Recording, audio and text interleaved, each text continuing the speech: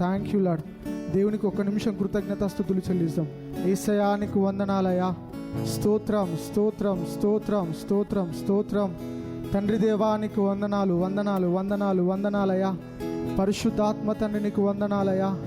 త్రియేక దేవానికి వందనాలు స్తోత్రాలు. ఇదిగో ప్రభా, ఈ ఉదయకాల సమయంలో నాన్న తండ్రి నీ పాదాల చెంతకు వస్తున్నాం. మమ్మల్ని జ్ఞాపకం చేసుకోండి ప్రభా. గడిచిన రాత్రంతయు నీ సన్నిధిని మాతో పాటు ఉంచినందుకు నీ కృతజ్ఞతాస్తుతులు చెల్లిస్తున్నాం ప్రభా. ఈ ఉదయకాల సమయంలో ప్రభా, ఇటు రీతిలో నాన్న తండ్రి ఈ ప్రాంగణంలో నాన్న తండ్రి మిమ్మల్ని ఆరాధించడానికి స్తుతించడానికి ఇచ్చిన సమయాన్ని బట్టి నీకు వందనాలు స్తోత్రాలు ప్రభా. ఈ స్థలమంతా ప్రభా నీ రక్తంతో ముద్రిస్తున్నాం ప్రభా. ఈ ప్రాంగణమంతా నీ మహిమ చేత నింపుమని ప్రార్థిస్తున్నాం ప్రభా. మమ్మల్ని అందరినీ ప్రభా మీ చేతులకు సమర్పిస్తున్నాం ప్రభా. ఇదిగో మా నాన్న తండ్రి నీ ఆత్మ చేత నీ శక్తి చేత మమ్మల్ని అందరినీ నింపుమని ప్రార్థిస్తున్నాం ప్రభా. ఇదిగో నాన్న తండ్రి మమ్మల్ని కూడా నాన్న తండ్రి మీ చేతులకు సమర్పిస్తున్నాం. ఇదిగో వాయిద్యాలను ప్రభా, ప్రతి ఒక్క ఇన్స్ట్రుమెంట్స్ని ప్రతి ఒక్క ఎక్విప్మెంట్ని ప్రభా నీ రక్తంతో ముద్రిస్తున్నాం ప్రభా. మిమ్మల్ని ఆరాధిస్తున్నప్పుడు ప్రభా కేవలం నీ నామానికి మహిమ తెచ్చుకోమని ప్రార్థిస్తున్నాం. ఏకాత్మను ఏకస్వరమును ప్రతి ఒక్కరికి దయచేయమని ప్రార్థిస్తున్నాం ప్రభా. ప్రారంభం నుంచి ముగింపు వరకు నీ కాపుదల నాన్న తండ్రి నీ తోడు మాతో ఉంచమని ప్రార్థిస్తున్నాం. నీ దాసుని ద్వారా నాన్న తండ్రి మాతో కూడా మీరు మాట్లాడమని ప్రార్థిస్తున్నాం ప్రభా. ఇదిగో మా చూపులను మా తలంపులను ప్రతి ఒక్క దేహంని నాన్న తండ్రి మీ రక్తంతో కడగండి, శుద్ధీకరించండి. ఇదిగో నాన్న తండ్రి మంచి ఆలోచనలు నాన్న తండ్రి మంచి తలంపులు మా అందరికి దయచేయమని ముందున్న సమయం అంతా మీ చేతులకు సమర్పిస్తూ సమస్త మహిమఘనత ప్రభువుని నీకు ఆరోపిస్తూ నజరేయుడైన యేసుక్రీస్తు నామములో అడిగి వేడుకుంటున్నాము తండ్రి, ఆమేన్.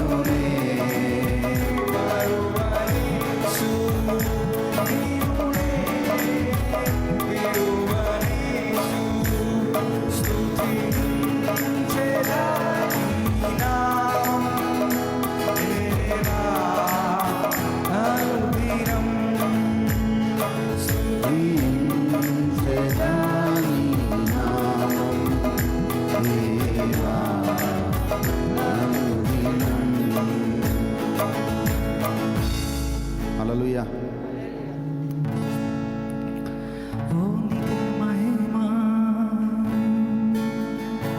Thank you, Lord.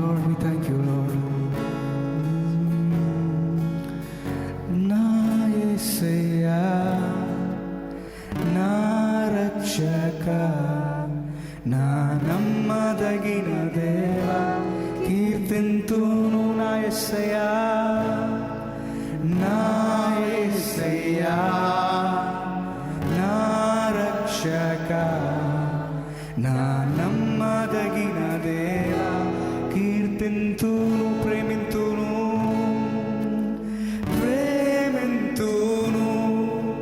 నీ సన్నిధానమును కీర్తింతును యేసయ్యా ప్రేమింతును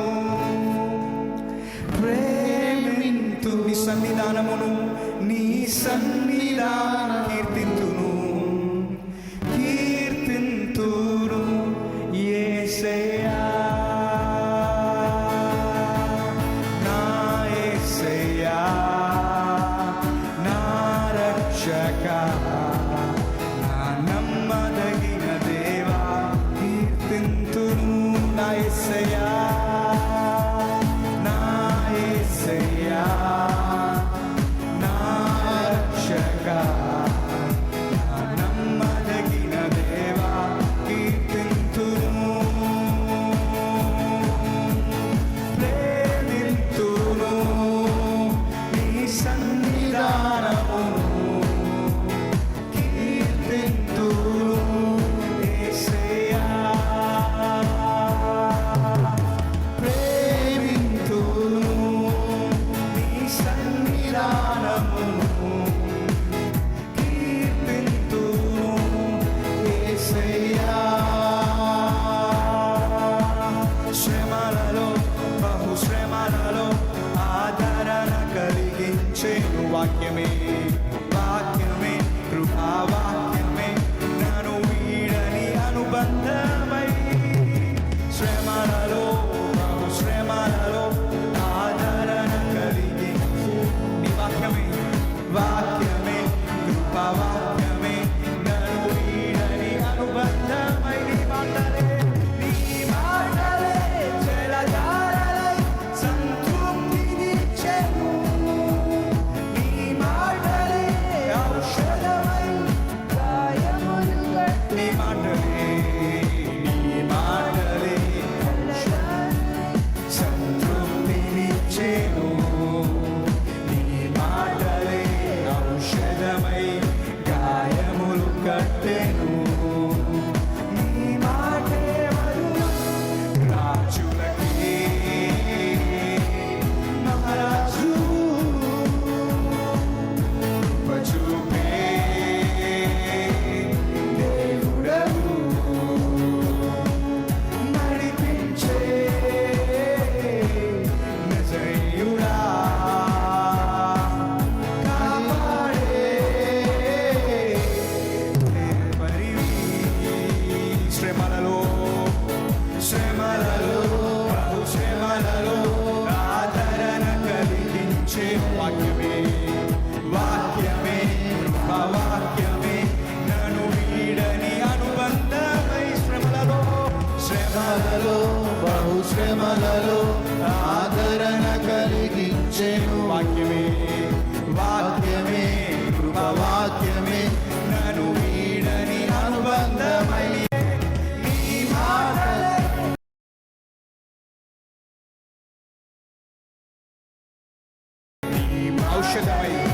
ఔషధమై గాయములు కట్టెను నీ మాటలే జలధారలై సంతృప్తినిచ్చెను నీ మాటలే ఔషధమై గాయములు కట్టెను నీ మాటలే మధురం రాజులకే మహారాజు నువ్వే మహారాజు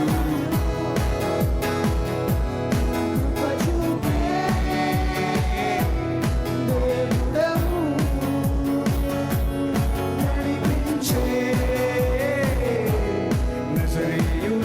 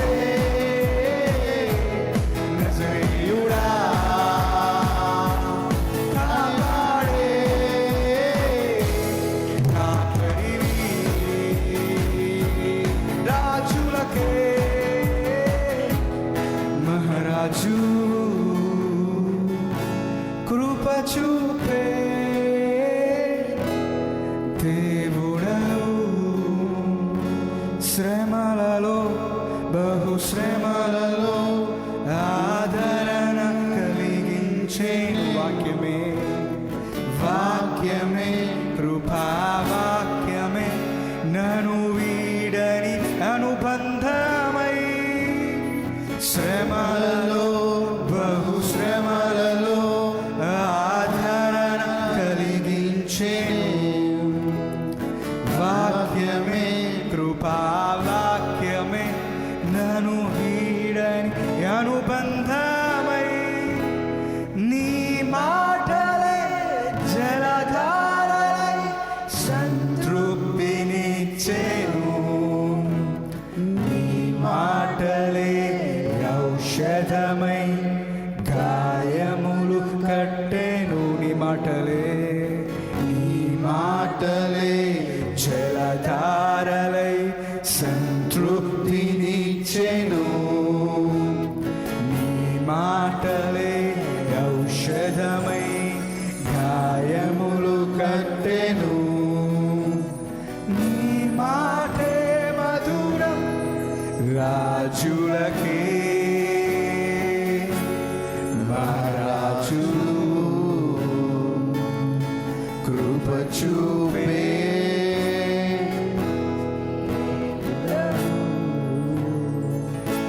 నడిపించే నజరేయుడా కాపాడే కాపరి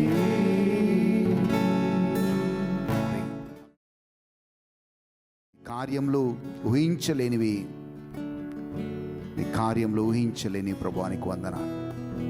యేసు నామములో అడుగుచున్నాము తండ్రి, ఆమేన్. దయచేసి కూర్చోండి. ఎస్, సో ఈ యొక్క నెలంతా థ్యాంక్స్ గివింగ్ మంతే. అమెరికాలో ఒక థ్యాంక్స్ గివింగ్ డే అని ఒకటి చేస్తారు. ఆ థ్యాంక్స్ గివింగ్ డే రోజు అన్నీ చాలా తక్కువ ధరకు అమ్మేస్తారు. నేను కూడా ఒక 2 సార్లు నాకు కావాల్సిన వస్తువులు ఏమైనా ఉంటే 1 మంత్ ముందే చెప్తాను ఫ్రెండ్స్కి, బాబు థ్యాంక్స్ గివింగ్ డే వస్తుందిరా, నాకు ఇది కావాలి, ఆ సేల్లో పెట్టినప్పుడు అది కొని నాకు పంపించండి నేను. సో ఒక మెటీరియలిస్టిక్గా థ్యాంక్స్ గివింగ్ డే మనకి అయిపోయింది. కానీ ఆత్మీయంగా చూస్తే మనిషి ఎందుకు దేవుని ఆశీర్వాదాన్ని కోల్పోతాడు అంటే, because is ungrateful to God. దేవుడి పట్ల కృతజ్ఞత లేకపోవడం వల్ల ఆశీర్వాదాన్ని కోల్పోతాడు. నిజంగా చెప్పండి, మనం చాలామందికి మనం ఏదో రకంగా సాయం చేస్తూ ఉంటాం.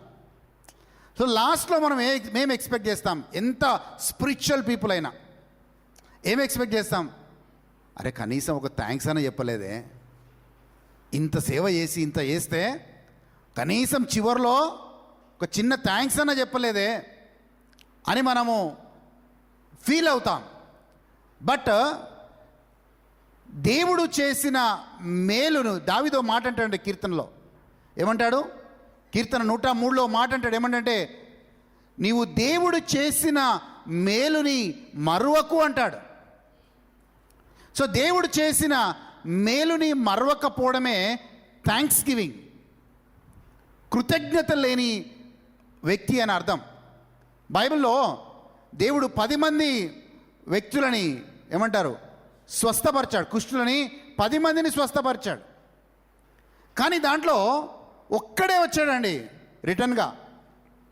ఒక్కడే వచ్చి ప్రభువా థ్యాంక్ యూ, నేను స్వస్థపరచబడ్డాను అని చెప్పాడు. కానీ వెంటనే ప్రభు యేసయ్య ఓ మాట అడుగుతున్నాడు, అయ్యా నేను 10 మందిని కదా స్వస్థపరిచింది, వేర్ ఆర్ దోస్ 9 పీపుల్, ఎక్కడ మిగతా 9 మంది ఎక్కడ అని అడిగినప్పుడు లేరు. అంటే అవుట్ ఆఫ్ ఎవ్రీ 10 పీపుల్ 10 మందిలో ఒక్కడే దేవుడికి కృతజ్ఞతగా ఉంటాడని అర్థం. 10 మంది మేలు పొందుకున్నారు, కానీ ఒక్కడు మాత్రమే కృతజ్ఞతగా దేవుడి పట్ల ఉన్నాడు. ఈరోజు వి లూజ్ బ్లెస్సింగ్. అందుకే ఈ మంత్ అంతా థ్యాంక్స్ గివింగ్ అని ఎందుకన్నామంటే, ఈ మంత్ అంతా థ్యాంక్స్ గివింగ్ ఏంటంటే you have to recollect. Yes, నా జీవితంలో మేలు ఏం చేశాడు దేవుడు. ఎస్, ఈరోజు మీరు మైక్లో చెప్పలేకపోయి ఉండొచ్చు, బట్ మీ వ్యక్తిగత ప్రార్థనలో అయినా ప్రభువా నా జీవితంలో చేసిన ప్రతి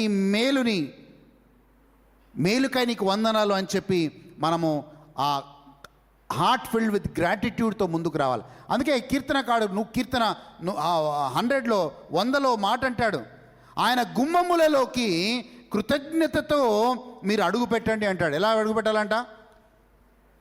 పెట్టాలంట? సామ్ 100 చూద్దామండి. సామ్ 100 అండ్ సామ్ 101లో ఆ రెండు మాటలు దావీదు రాస్తాడు. కీర్తన ఎంతమ్మా? 100. చదవండి. 100 సామ్ 100 4వ వచనం చదవండి. కృతజ్ఞతార్పణలు చెల్లించుచు ఆయన గుమ్మములలో ప్రవేశించుడి. కీర్తనలు పాడుచు ఆయన ఆవరణములలో ప్రవేశించుడి. ఆమేన్. కీర్తన 101 మొదటి 2 వచనాలు చూద్దాం. నేను కృపను గూర్చియు న్యాయంను గూర్చియు పాడెదను. యెహోవా నిన్ను కీర్తించెదను. నిర్దోష మార్గమున వివేకముతో ప్రవర్తించెదను. కీర్తన 105 మొదటి వచనం చూద్దాం. కీర్తన 105 మొదటి వచనం చూద్దాం. యెహోవాకు కృతజ్ఞతాస్తుతులు చెల్లించుడి. ఆయన నామమును ప్రకటన చేయుడి. కీర్తన 107 మొదటి వచనం. యెహోవా దయాళుడు, ఆయనకు కృతజ్ఞతాస్తుతులు చెల్లించుడి.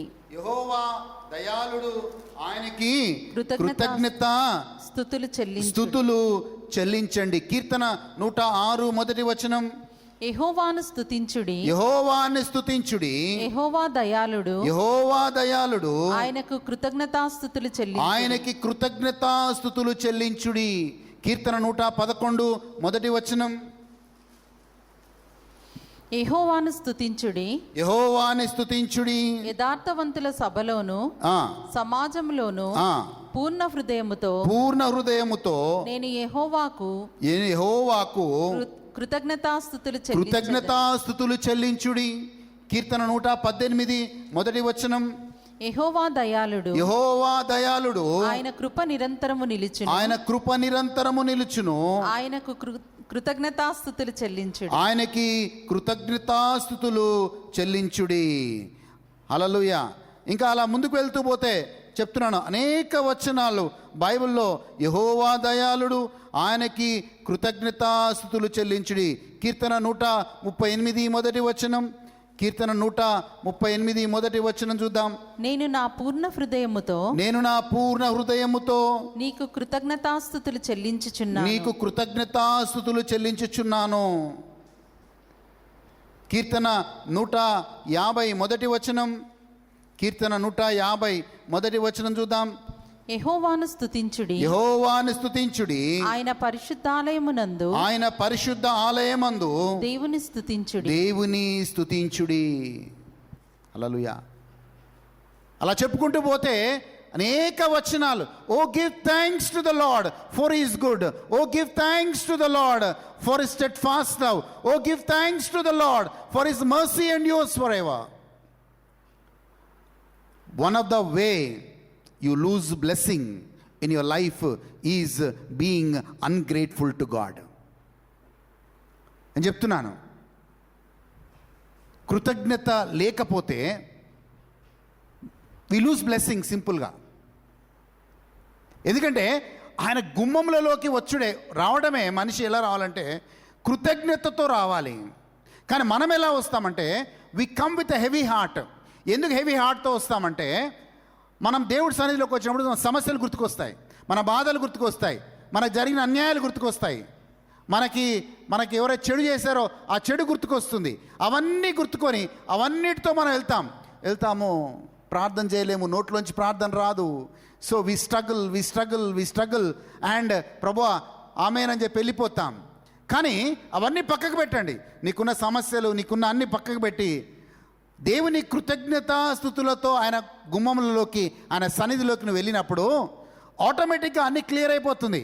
అంటే వెన్ యూ దేవుని ఆ కృతజ్ఞతతో ఆయన సన్నిధిలోకి వెళ్ళినప్పుడు అప్పుడు నెగటివ్ మైండ్ పోయి నీలో పాజిటివ్ మైండ్ వస్తుంది. ఆ పాజిటివ్ మైండ్ ఏంటంటే, పాజిటివ్ మైండ్ ఏం చేస్తుందంటే దేవుడు చేసిన మేలునే జ్ఞాపకం చేస్తుంది.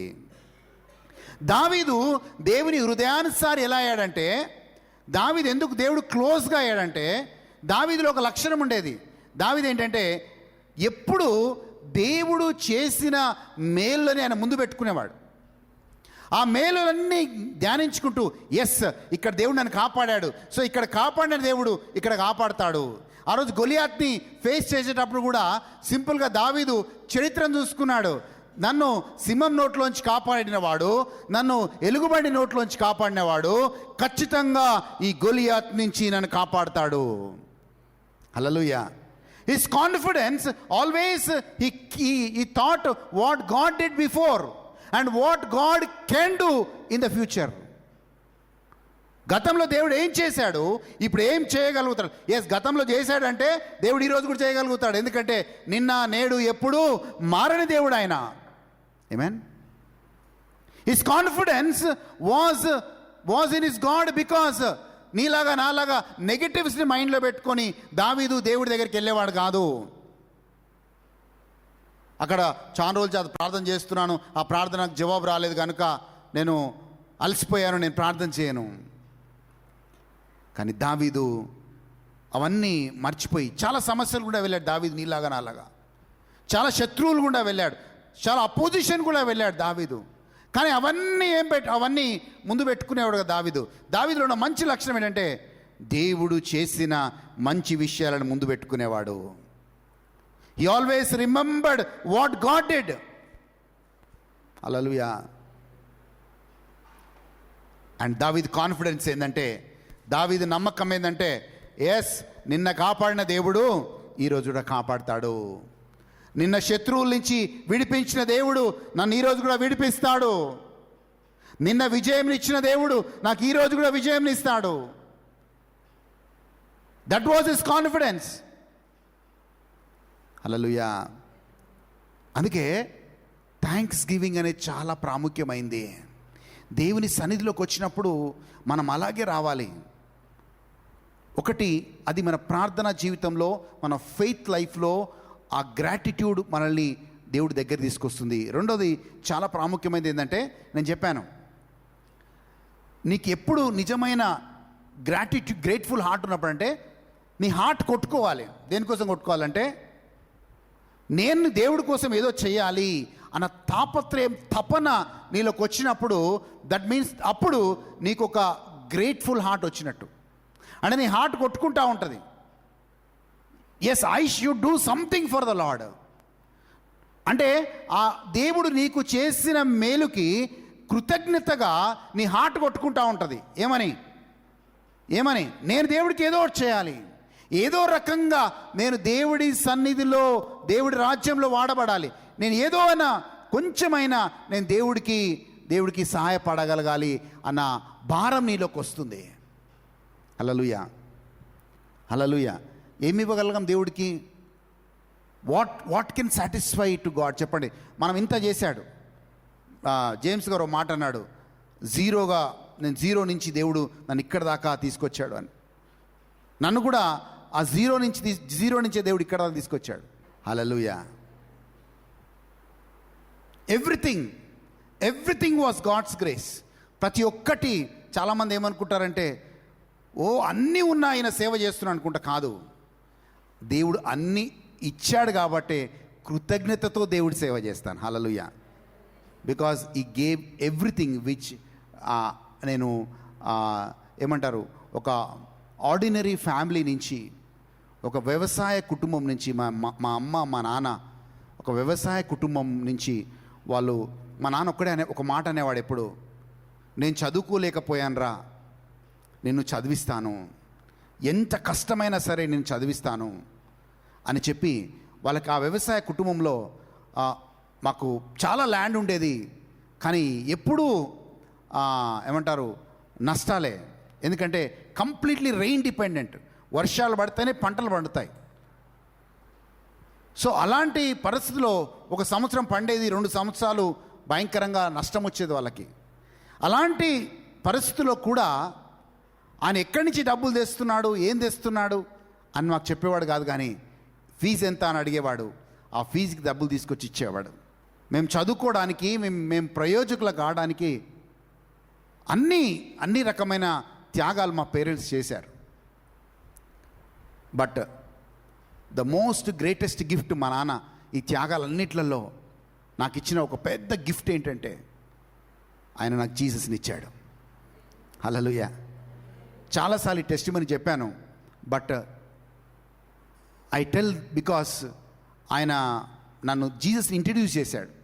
ఎలా ఇంట్రడ్యూస్ చేశాడంటే, ఒకసారి ఆయన ఇలాంటి ప్రేయర్, ముత్తంగి అనే సెంటర్లో ప్రేయర్ అటెండ్ అవుతూ ఉన్నాడు. ప్రేయర్ అటెండ్ అవుతుంటే నేను ఆయనకి ప్రేయర్ అటెండ్ అవుతున్నాడు కానీ పండ్లు తీసుకెళ్ళాను, ఫ్రూట్స్ అన్నీ తీసుకెళ్ళి వెళ్ళినప్పుడు డాన్స్ వేస్తున్నాడు. చాలా హైట్ ఉంటాడు మనిషి, లాగు ఉంటాడు, అజాన్ వాడ్లా ఉంటాడు. డాన్స్ వేస్తున్నాడు, చప్పట్లు కొడుతున్నాడు. నేను వెనకాల డేవిడ్ లాగా అలాగే కూర్చొని ఎక్కడికి వచ్చాడు, ఎర్రగడ్డకు వచ్చాడు అని అనుకున్నాను. ఎందుకంటే మనకు ఆ రోజు విశ్వాసం లేదు. బయటకు వచ్చినాక ఒక కండిషన్ పెట్టాడు, నువ్వు నెక్స్ట్ సండే నుంచి ఈ ప్లేస్కి వచ్చి ప్రతి సండే ఇక్కడ ప్రేయర్ అటెండ్ అయితేనే నీకు పాకెట్ మనీ ఇస్తా అన్నాడు. సో నేను జీసస్ దగ్గరికి వచ్చింది పాకెట్ మనీ కోసం. సో అప్పటి నుంచి ప్రతి సండే వచ్చేవాడిని. నాన్న ప్రేయర్కి వచ్చాను Sunday, pocket money. So pocket money ఇచ్చేవాడు. 3 నెలలు పాకెట్ మనీ కోసం వచ్చాను. 3 నెలల తర్వాత యేసయ్య కోసం మళ్ళీ సంపూర్ణంగా ఇంకా పాకెట్ మనీని అడగలేదు. ఐ వాంట్ జీసస్ అని వెళ్ళాను. హల్లెలూయా. He is not in this world today, కానీ the greatest gift he has given. కొంచెం యేసుప్రభు గురించి తెలుసు. ఒక 10 years దేవుడు బాగా ట్రైన్ చేసిన తర్వాత అనేక మీటింగ్లకు వెళ్ళేవాళ్ళం, కాన్ఫరెన్స్లకు వెళ్ళేవాళ్ళం. అదే టైంలో మా 2 పిల్లలు పుట్టారు 2001 నుంచి 2010 మధ్యలో. సో ఒకవైపు పిల్లలు, ఒకవైపు అటు ఇటు, అవన్నిటి మధ్యలో దేవుడిలో ఎదుగుతూ వచ్చాం. 2011 తర్వాతనే, ఆ 10 years దేవుడు ట్రైనింగ్ తర్వాతనే మమ్మల్ని దేవుడు షెకినా బైబిల్ కోర్స్ ద్వారా దేవుడు పరిచర్ని అప్పచెప్పాడు. అక్కడి నుంచి స్లోగా మినిస్ట్రీ స్టార్ట్ అవుతూ వచ్చింది. హల్లెలూయా. స్టెప్ బై స్టెప్ మా నాన్న చనిపోయినప్పుడు నాకు 7 లక్షల రూపాయలు అప్పు ఉండింది. It was a very big amount ఆ టైంలో. అన్నిట్లో నుంచి ఒక ఆర్థిక సమస్యల గుండా వెళ్ళాం, అన్ని విషయాల గుండా వెళ్ళాం. ఈరోజు ధైర్యం ఏంటంటే అవన్నిటి నుంచి కాపాడిన దేవుడు ఈరోజు కూడా మమ్మల్ని కాపాడుతాడు. హల్లెలూయా. వి ఫేస్డ్ లాట్ ఆఫ్ థింగ్స్. ఈ నెక్స్ట్ ఇయర్ మాది 25 years of our marriage anniversary చేసుకుంటాం నెక్స్ట్ ఇయర్. ఈ 24 yearsలో, లాస్ట్ 24 yearsలో యాజ్ అ ఫ్యామిలీగా దేవుడు అనేక దీన్ని కూడా పోయాం. బట్ ఒకటే ట్రస్ట్, ఒకటే కాన్ఫిడెన్స్, ఒకటే నమ్మకం ఏంటంటే 24 సంవత్సరాలు నమ్మకంగా ఉన్న దేవుడు, 24 సంవత్సరాలు మమ్మల్ని నడిపించిన దేవుడు ఎస్ ఇక మీద కూడా నడిపిస్తాడు. ఆ ధైర్యాన్ని వేరే వాళ్ళకి పంచుతాం. ఎందుకంటే అది థియరిటికల్ కాదు, ఇట్స్ ప్రాక్టికల్. హల్లెలూయా. చూడండి, దావీదు ఒక మాట అంటాడు, నాకు చాలా ఇష్టమైన మాట. మొదటి దినవృత్తాంతములు 1 Chronicles, దినవృత్తాంతములు. సో మొదటి దినవృత్తాంతములు 29వ అధ్యాయం 14వ వచనం చూద్దాం. మొదటి దినవృత్తాంతములు 29వ అధ్యాయం 14వ వచనం చూద్దాం. ఈ ప్రకారము మనఃపూర్వకంగా ఇచ్చు సామర్థ్యము మాకుండుటకు నేనెంత మాత్రపు వాడను, నా జనులు ఎంత మాత్రపు వారు, సమస్తమును నీ వలననే కలిగెను గదా. అండర్లైన్ చేసుకోండి ఆ మాటని. దావీదు అంటున్న మాట, సమస్తము నీ వలనే నాకు కలిగెను కదా. నీ స్వసంపాద్యంలో కొంత మేము నీకిచ్చి ఉన్నాము. చూడండి, దావీదు ఎప్పుడు ఈ మాట అంటారో తెలుసా?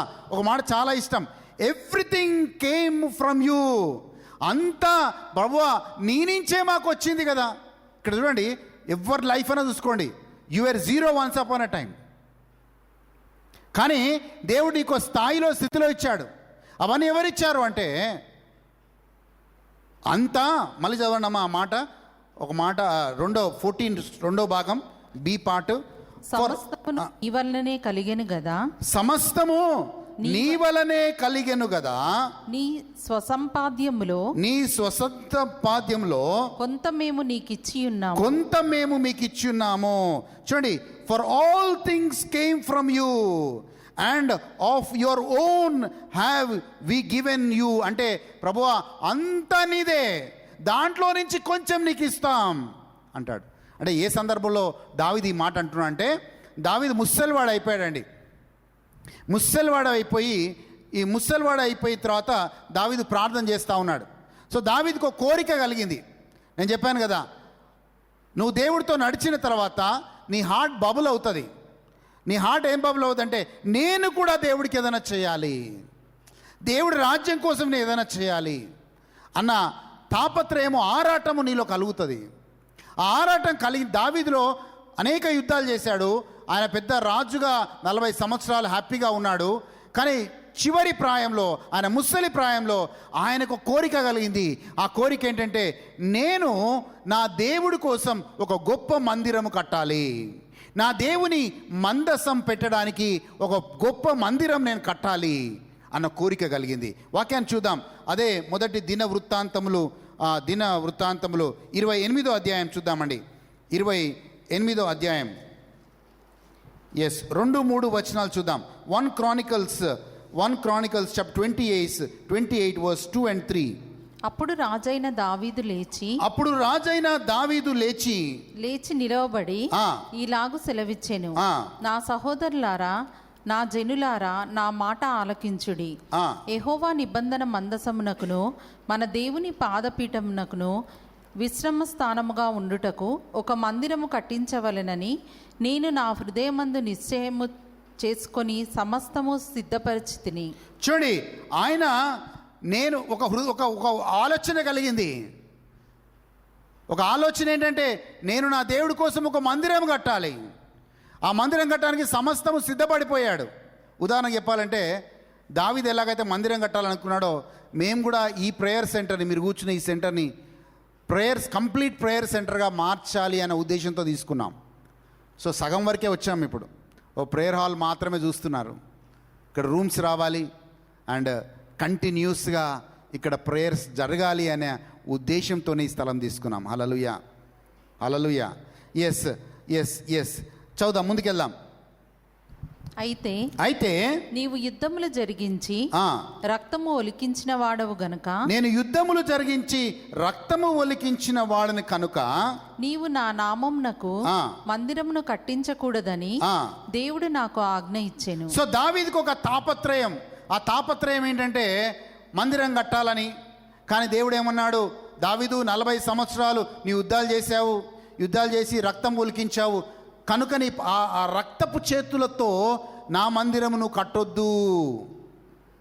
సో ఎవరైనా పీస్తో ఉన్న వ్యక్తి, శాంతిగా సమాధానంతో ఉన్న వ్యక్తి నా మందిరాన్ని కట్టాలి అని దేవుడు అనుకున్నాడు. సో ఆ కృపని, ఆ అవకాశాన్ని దేవుడు ఎవరికి ఇస్తున్నాడంటే సొలొమోను రాజుకి ఇస్తున్నాడు. వాక్యాన్ని చూద్దాం. అప్పుడు సొలొమోను రాజుకి కొన్ని విషయాలు దావీదు చెప్తూ ఉన్నాడు. 9వ వచనం చూద్దామండి. సొలొమోనా, నా కుమారుడా, నీ తండ్రి యొక్క దేవుడైన యెహోవా అందరి హృదయములను పరిశోధించువాడును, ఆలోచనలన్నిటినీ సంకల్పములన్నిటినీ ఎరిగిన వాడునై ఉన్నాడు. నీవు ఆయనను తెలుసుకొని హృదయపూర్వకముగా మనఃపూర్వకముగా ఆయనను సేవించు. చూడండి, కొడుకు ఏం చెప్తాడు ఏ తండ్రి అయినా, అరే బాబు, నా తర్వాత నీకు రాజ్యం రాబోతుంది, హ్యాపీగా పరిపాలించు అని చెప్తాడు. అవునా? అదే చెప్తాడు ఎవరైనా. ఈ రాజు ఇంకొక తన వారసుడికి ఏం చెప్తాడు, బాబు నేను 40 సంవత్సరాలు యుద్ధాలు చేశాను, అన్ని గెలిచాను, ఇగో నువ్వు అదే రాజ్యాన్ని నీకు ఇస్తున్నాను, నువ్వు అదే కొనసాగించు అంటాడు. అదే విక్టోరియస్ లైఫ్ని కొనసాగించు అంటాడు. కానీ దావీదు తాను భిన్నంగా కొడుకు చెప్తున్నాడు, అవన్నీ వేస్ట్ రా, నువ్వు మనఃపూర్వకంగా నువ్వు దేవుణ్ణి సేవించు అంటున్నాడు. Serve God. హల్లెలూయా. ఎందుకు దేవుణ్ణి సేవించటం గొప్ప అవకాశం అంటే గొప్ప విషయం ఏంటంటే, మేమందరం గవర్నమెంట్లో పనిచేస్తే లేదా మీ ప్రైవేట్లో పనిచేస్తే మీకు అపాయింట్మెంట్ ఆర్డర్ మీ ఆర్గనైజేషన్ నుంచో మీ గవర్నమెంట్ నుంచో వస్తుంది. అండ్ జీతం కూడా మీరు పనిచేసిన దగ్గర నుంచి వస్తుంది.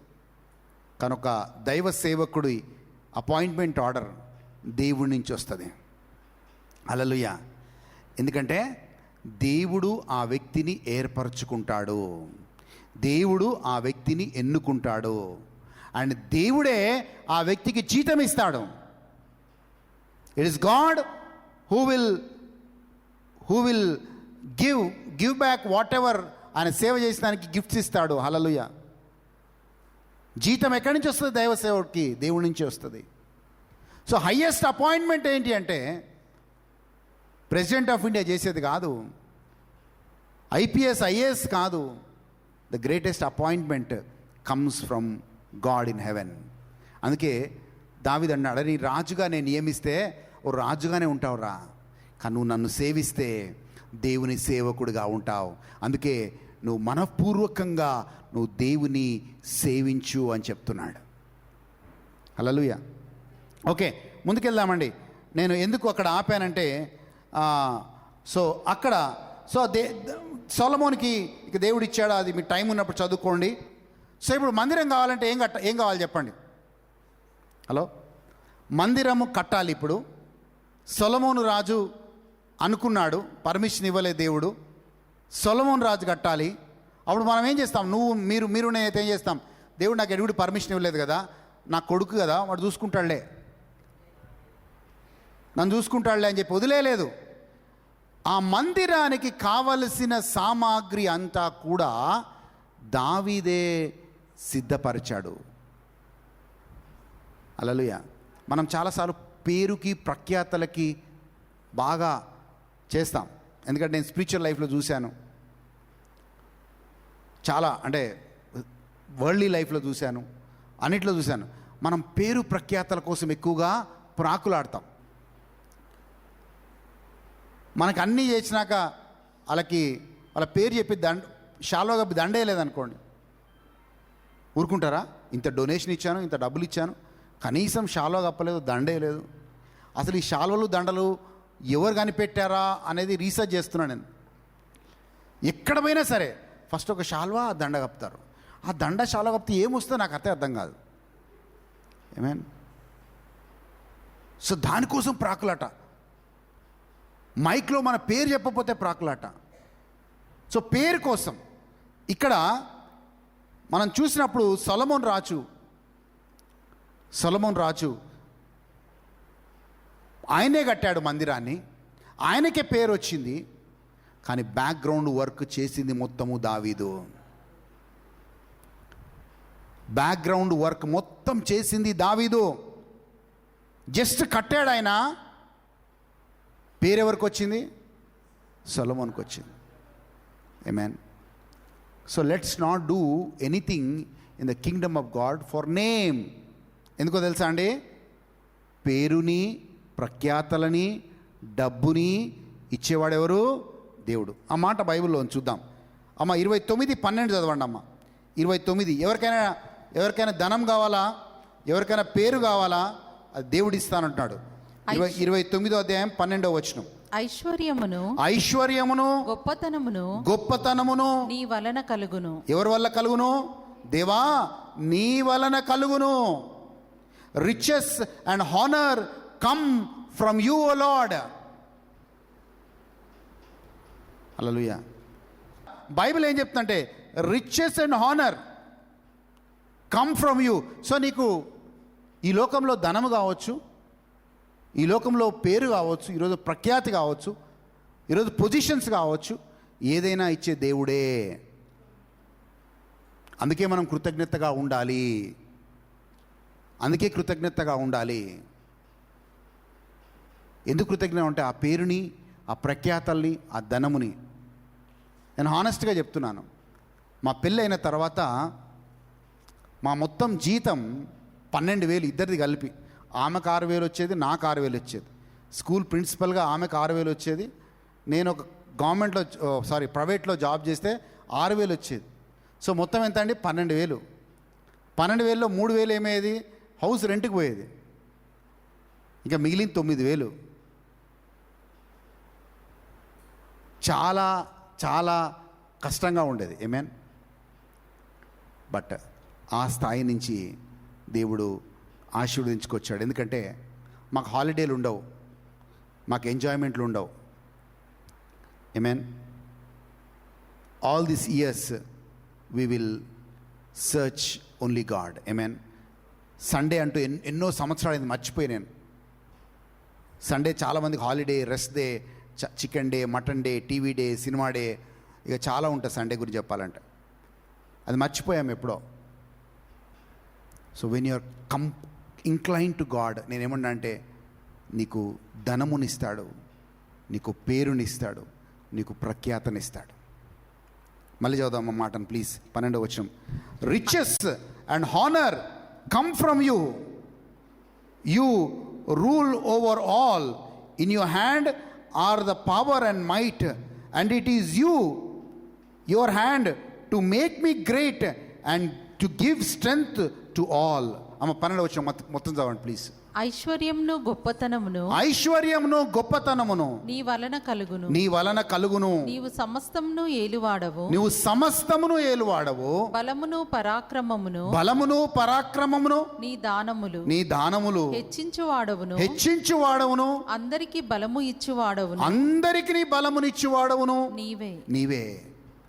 చూసారా, అందరికీ బలము నిచ్చువాడు నీవే, పేరునిచ్చేది నీవే, ప్రఖ్యాతలిచ్చేది నీవే, శక్తినిచ్చేది నీవే, బలమునిచ్చేది నీవే, జీరో నుంచి హీరోగా చేసేది నీవే. హల్లెలూయా. Because our Jesus is hero. ఆమేన్. ఆయన ఆనుకొని ఉంటే చాలు. సో దావీదు చేసిన ప్రిన్సిపల్ మనం కూడా చేయాలి. సో దావీదు హృదయం ఏంటి? నేను చెప్పాను, మందిరం కట్టాలి. ఓ దావీదు భిన్నంగా ఉన్నాడండి. చర్చెస్ భిన్నంగా ఉండాలి. ఎందుకు ఈ మాట చెప్తున్నానంటే, you ask people, but people జనరల్గా ఇంకా కొంతమంది ఇస్తారు, కొంతమంది ఇయ్యరు. కానీ దావీదులో భిన్నమైన విషయాన్ని చూస్తాం ఇక్కడ. దావీదు ఇచ్చినంటే ఫస్ట్ నేను ఇస్తా. ఏమన్నాడు?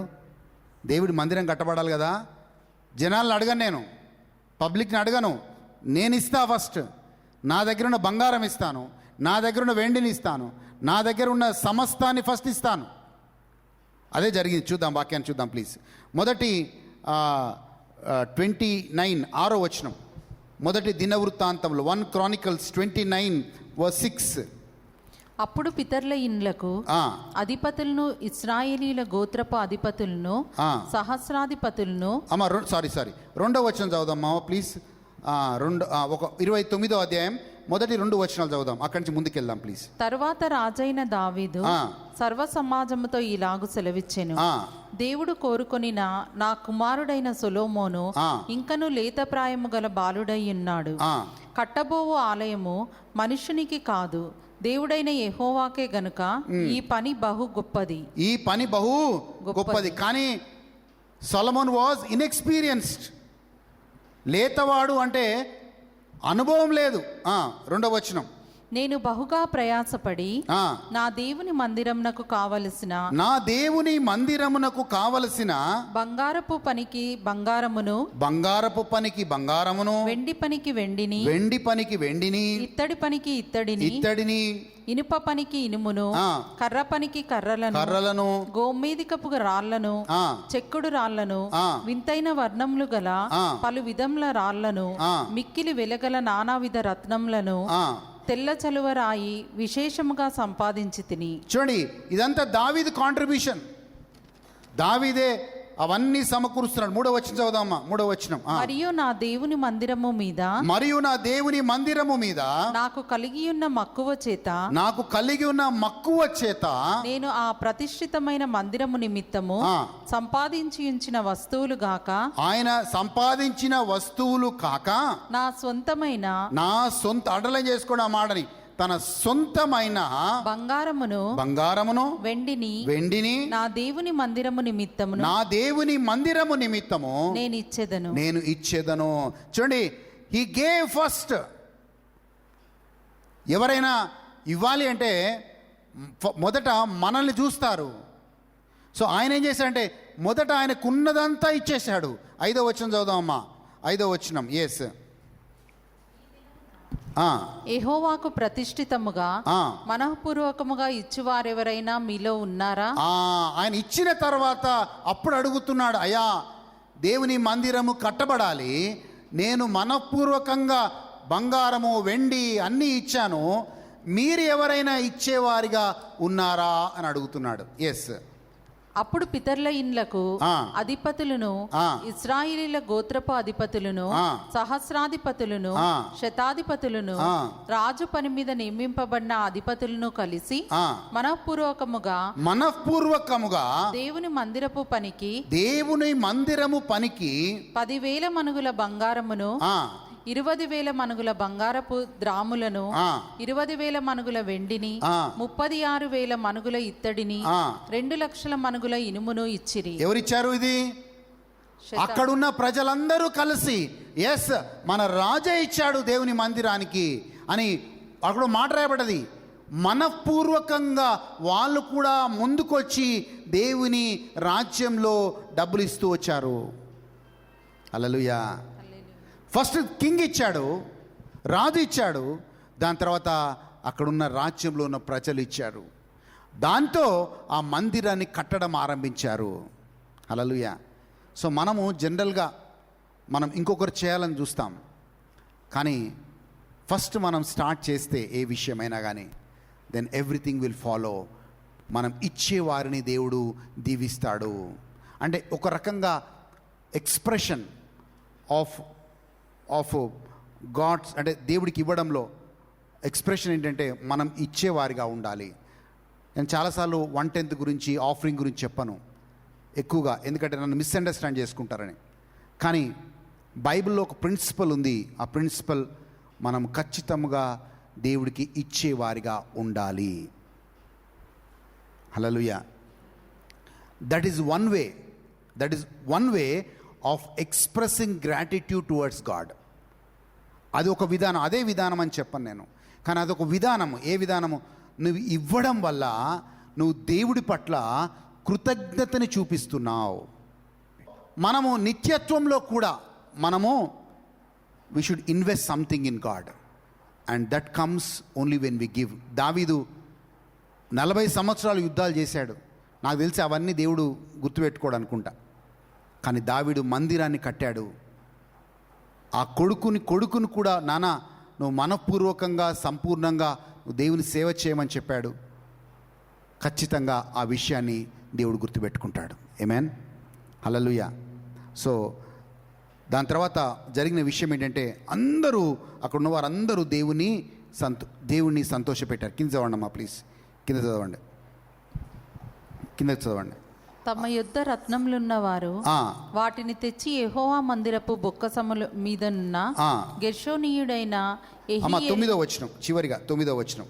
వాళ్ళు పూర్ణ మనస్సుతో యెహోవాకు ఇచ్చియుండిరి కనుక వారు అలాగు మనఃపూర్వకముగా ఇచ్చినందుకు జనులు సంతోషపడి. మొదట రాజు ఇచ్చాడు, దాని తర్వాత ప్రజలు ఇచ్చారు.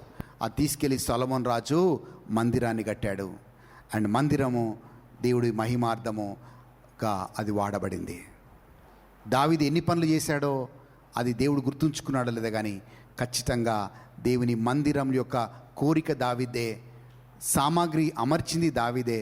పేరు రాకపోయినా, కట్టే అవకాశం రాకపోయినా, కానీ దేవుని మందిరం కట్టబడాలనేది దావీదు కోరిక. ఈరోజు ఈ కృతజ్ఞత కూడిక రోజు నీ హార్ట్లో ఒక సీడ్ వేస్తున్నాను, ఒక విత్తనం వేస్తున్నాను. ఆ విత్తనం ఏంటంటే, ఆ సీడ్ ఏంటంటే నేను కూడా దేవుడి రాజ్యంలో ఏదో రకంగా పాలిభాగస్తుడు కావాలి.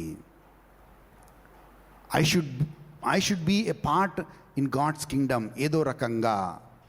హల్లెలూయా. అది ఏ రకంగా అనేది నేను చెప్పను, నువ్వు దేవుడిని అడగాలి. Somewhere you have to be a part of God's kingdom. ఎందుకంటే ఆల్ దిస్ మనం ఈ లోకంలో చేసింది ఏదన్నా, నేను చేసిన మినిస్ట్రీ కూడా దేవుడు గుర్తుండకపోవచ్చు, కానీ దేవుడి రాజ్యంలో మనం విత్తిన ప్రతి శ్రమ, ప్రతి ప్రార్థన, ప్రతి డబ్బు, ప్రతి విషయము దేవుడు ఖచ్చితంగా జ్ఞాపకం చేసుకుని. ఎందుకంటే ఒక గ్లాస్ నీళ్ళు ఇచ్చిన దేవుడు రాజ్యంలో దేవుడు మర్చిపోడంట. హల్లెలూయా. సో ఎప్పుడైనా గుర్తుపెట్టుకోండి, సింపుల్ బైబిల్ ఫిలాసఫీ ఏంటంటే, what you sow is what you reap. నువ్వు ఏమి విత్తుతావో అదే పంటను నువ్వు కోస్తావు. ఆ విత్తనం చిన్నదై ఉండొచ్చు, కానీ ఫలితం పెద్దగా తీసుకొస్తుంది. ఉదాహరణకి ఓ పెద్ద మామిడి చెట్టు ఉంటుంది, ఆ మామిడి చెట్టు పెద్దగా అవుతుంది, కానీ దాని సీడ్ చాలా చిన్నగా ఉంటుంది. సో అలాగే అది రెండు సైడ్లు పనిచేస్తుంది. నువ్వు దేవుడి రాజ్యంలో చేసిన చిన్న పనిని దేవుడు గొప్పగా చూస్తాడు. అలాగే ఈ లోకంలో నువ్వు చేసే తప్పుడు పని, అది కూడా ఎలాగైతే చిన్న విత్తనం పెద్ద చెట్టునిస్తుందో, అలాగే నువ్వు చేసే చిన్న తప్పుడు పని అయినా కావచ్చు, దేవుడి దృష్టిలో గొప్పగానే కనపడుతుంది. జాగ్రత్త. If you do a small thing in the Kingdom, that will be shown, అది పెద్ద చెట్టుగా మారుతుంది. మేము అందరం కలిసి వీళ్ళందరూ ఇట్లుంటారు. సండేకి కూడా ఈ డేవిడ్ కానీ షారన్ కానీ వీళ్ళందరూ సండే ప్రేయర్ అంటే ఓ రొటీన్ ప్రేయర్గానే చూస్తారు వాళ్ళు. అదే షెకినా అని చెప్తే వీళ్ళందరూ అలర్ట్ అయిపోతారు, సునీత కావచ్చు వీళ్ళంతా. ఎందుకంటే వాళ్ళకి తెలుసు దాంట్లో ఫ్రూట్ ఏముందో. ఇక నైట్ అండ్ డే పండుకోరు, నైట్ అండ్ డే వర్క్ చేస్తారు, ఎందుకంటే వాళ్ళు దాని విలువ తెలుసు కాబట్టి వాళ్ళకి. హల్లెలూయా. సో చిన్న పనే కావచ్చు, కానీ గొప్ప ఆశీర్వాదం తీసుకొని వస్తుంది. అదే చిన్న తప్పే కావచ్చు, అది గొప్ప నాశనాన్ని కూడా తీసుకొస్తుంది. What you sow is what you reap. If you sow to the spirit, you will reap eternal life. If you sow to your flesh, then you will reap corruption. You will reap eternal death. హల్లెలూయా. అంతేగాని ఒక విత్తనం నాటి ఇంకొక చెట్టుని నువ్వు expect చేయకూడదు. ఆ చెట్టు నుంచి ఇంకో ఫలాన్ని నువ్వు ఎక్స్పెక్ట్ చేయకూడదు. What you reap, what you sow is what you reap. ఏం విత్తుతావో దాని ఫలాన్నే కోస్తావు. సింపుల్, దాని ఫలాన్నే కోస్తావు. అందుకే మనం ఆత్మీయతలో విత్తుదాం, అండ్ దాని ఫలాన్ని మనం ఖచ్చితంగా మనం అనుభవిస్తాం. ఆమేన్. హల్లెలూయా. లేచి నిలబడదామండి. ఈ సమయంలో ప్రార్థన చేసుకుందాం.